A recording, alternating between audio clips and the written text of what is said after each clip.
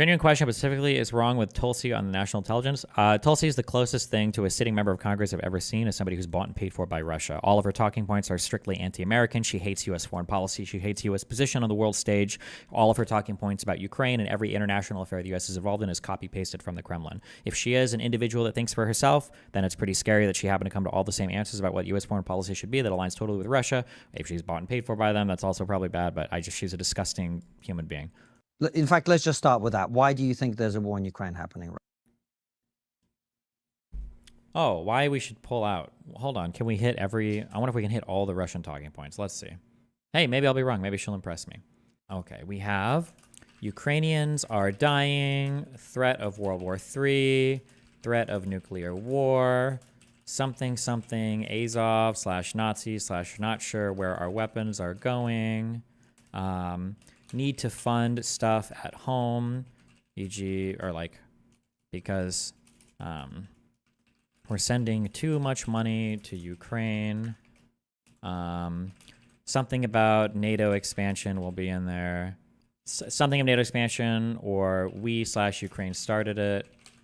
Maybe even something along the lines of like, it was Russia's originally in reference to Crimea. That's like that'll be a bonus one. Oh, and then maybe, okay, wait, we'll do two bonus ones. We'll do it was Russia's originally, and then we'll do 2014 was a CIA coup because of the Newland phone call. Okay, let's try these. In fact, let's just start with that. Why do you think there's a war in Ukraine happening right now?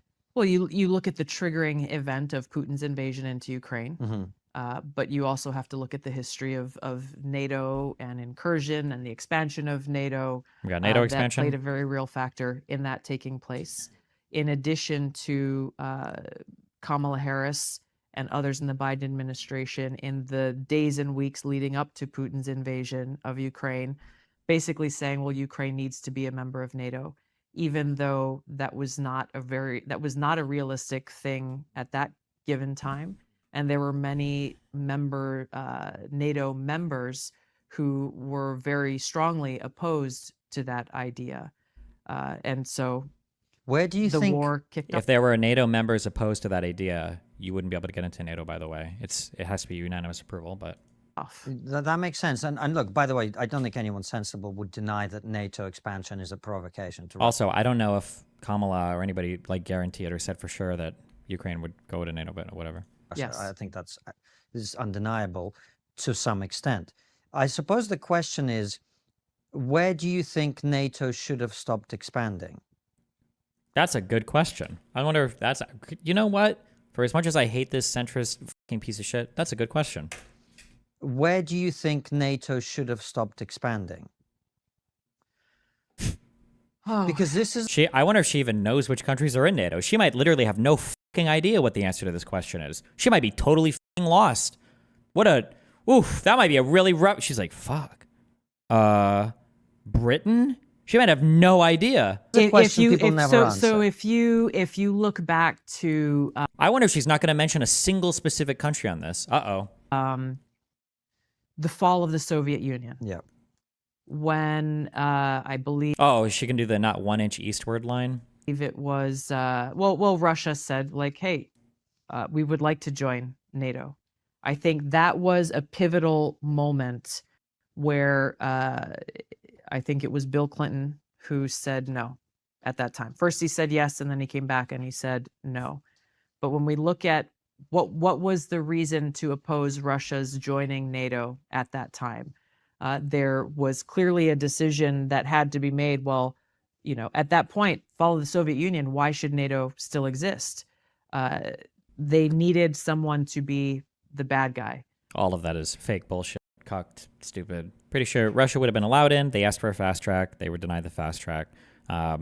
Whether or not NATO should have existed was a question that people kind of had, but not really. Also, Europe was still relatively peaceful, and if you're in NATO, you don't get fucked with. It's a nice feeling to have. And so even though there were overtures at that time or direct requests by Russia to be able to join this North Atlantic Treaty Organization and was rejected, every increment of the expansion at that point was a further statement, I suppose, that, well, NATO needs an enemy and Russia is the enemy. Okay. So it's just all of it is bad, I guess, from 91 onwards. Okay. Here's what I would say. I think that the reason Russia wasn't allowed into NATO is much more the United States' concerns about dominance of NATO. In other words, being in charge. If you have another large country with a huge nuclear arsenal, that upsets the balance. The reason I ask you the question is this. I'm very familiar with the Mearsheimer argument about NATO expansion, etc. Given what I understand Russia's geopolitical ambitions to be, which is to secure its western flank as much as possible, Russia always expands westwards when it can, because we don't need to get into why exactly, economics and geography, etc.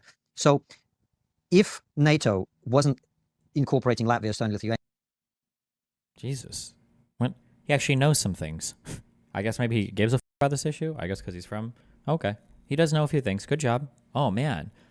Tulsi's being asked, like, the most basic questions about this issue, and now she's completely lost. Pretty crazy that she's a politician on the world stage, has conversation about this, and she's, like, has about the average amount of intelligence as, like, a Redditor. Not even, just like a man on the street. Like, you pull a random conservative, like, hey, what do you think about this?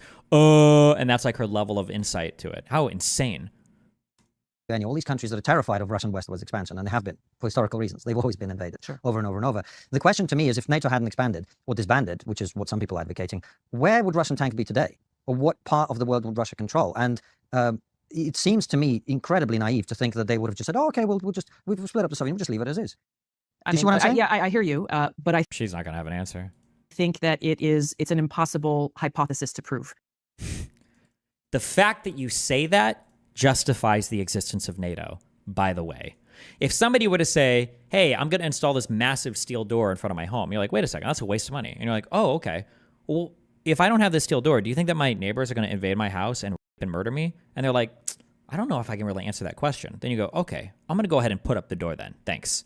Like, one way or the other. I'm sure that historians on both sides of this point could argue and make No, they wouldn't. credible arguments about what would have or could have happened. No. My point with what is happening today is that, yes, we have to understand history, but we also have There is no... Why? I hate it when people say, we have to understand history. What history? You don't understand any history. You don't know anything about this. You literally know nothing about European history, Russian history, and you know nothing about any of this. So why are you saying we have to do history? It's like a pivot. It's the aesthetic of, oh, it's like when leftists say, read books. Read what books, motherfucker? You haven't read shit. What are you talking about? You mean read tweets? What have you read lately? Get the fuck out of here. have to look at this current war with a very with a realist view. Yes. Oh, the Mearsheimer, realist. You're a realist. Oh, if you want to use a realist view that countries will abuse and do whatever around you that they can, then isn't that a really good reason for why NATO expanded? Wouldn't that be like the perfect... If you want to use a realist argument, wouldn't that perfectly explain why the Baltics are in NATO? Isn't that literally exactly why? What are Russia's capabilities today? What is the cultural and historical significance of the areas that Russia has tried to take control over or has actually? And what is our continued support of Ukraine in what is essentially a proxy war against Russia? What is the actual objective that they're trying to accomplish here? We've heard from Secretary of Defense Austin and others in the Biden administration saying, well, you know, they want to weaken Russia or weaken Putin, or they want to punish Putin for what he's done, or they want to essentially enact a regime change and get rid of Putin altogether. But they've not talked about, well, what happens next? What happens when you have a country like Russia that has more nuclear weapons than anywhere in the world? When you remove Putin, and who then goes in to replace him? All of that stuff is terrible. Just I agree. with Yeah, but like, do you think there shouldn't be a punishment when you invade countries? you know, what should have happened, and I've said this from the very beginning, is President Biden should have gone in and taken on a leadership role, along with members of NATO and others, to actually be able to negotiate some kind of workable peace treaty Like how? to end What that peace war treaty? as quickly as possible. And I find it unconscionable that not only did that not happen, but that other countries who have come in and actually brought parties together to the table, that the president has stood in the way of that progress. So as we look at every tranche of billions of dollars that is sent to Ukraine, this most recent one, you'll hear that, well, Ukraine will lose unless we give them this money, but we have no idea how long they can hold the line. No one has been able to define, well, what does a quote-unquote win look like? At what point? Is this just another war of attrition that the United States and others are going to keep funding until what point? What about the Ukraine? I have friends in Ukraine. I've been there many times. And Ukrainians are dying? It is the Ukrainian people who are paying the price There we for go. this. We got that one. And Okay. generally, sometimes war is necessary. It is always unfortunate. It is always ugly. Unfortunately, sometimes it is necessary. I'm not a pacifist or an isolationist who We've only got 2 thinks minutes. that, that doesn't live in a real world.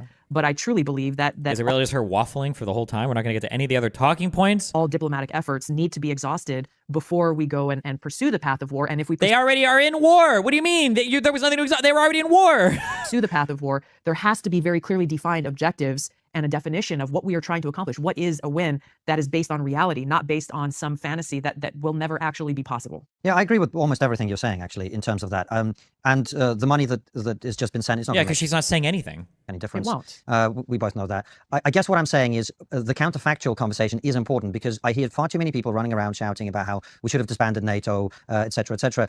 And the counterfactual is important because if we had done that, I put it to you that Russian tanks or influence in some very corrupt form, in the same Would way be all the way back through Poland. They'd be on the German borders. that it was already in Germany and elsewhere, would have been far further west than Ukraine, right? So containing Russia, I would say, is a necessary thing. How you do that, we haven't done it very well or very skillfully, and we've made mistakes. But the idea that we could have just, disband NATO or not expand into Latvia, Estonia, Lithuania, Poland, etc., I think it is not considering the alternative sufficiently. Here's the problem that I have is that She would never agree to that. She can't possibly do that with Russian fucking...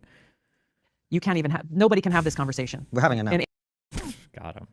We can't even know because the U.S. has been so evil. in America today. I'm I talking know, about. I know, I'm I talking know. about between the policymakers I know. and between the talking heads on TV. Even an academic discussion about this Yeah. it is not permitted. As soon as you bring up, I agree. I think there should be this fact counter fact back and forth argument that needs to be a part of this before glibly saying, well, we're going to enact this policy and that's just the way it's going to be. We have to have this dialogue. The fact that it is not allowed in Washington or in the media today is a major problem. What? Okay. Fuck, we already got through anything. She waffled for 5 minutes on the same question.